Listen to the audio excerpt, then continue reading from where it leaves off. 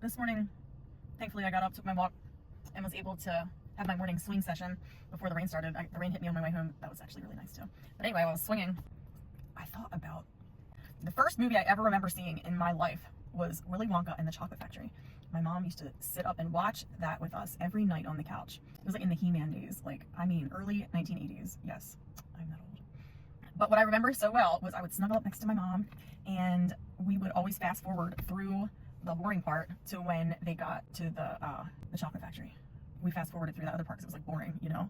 Gosh, I watched that movie so many times. It was like a childhood staple. But you know what's crazy is that I had a thought this morning on the swings where I just like clicked to me how symbolic it is for the life journey and the choices that we make and where it lands us. You know, the gluttony, the greed. Poor little Charlie, you know, just had a dream to get the golden ticket. And they all got there. They all took their different paths to get there. But Charlie's the one that like really worked really hard to get there. And it's so funny because my mom let me like skip over that part all the time to watch it as a kid.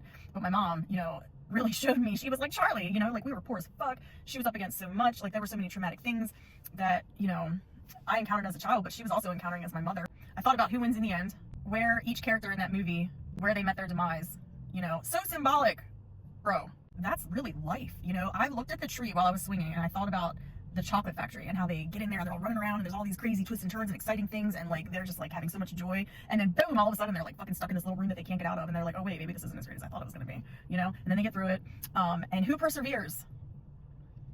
It was Charlie and Grandpa Joe. They had the values, they had the most adversity, I mean that we could see, I guess, you know. Woo, I gotta go back and watch that movie. But anyway, the world is like the Chocolate Factory. There's so much to eat and drink and enjoy and so many wonderful things for the senses.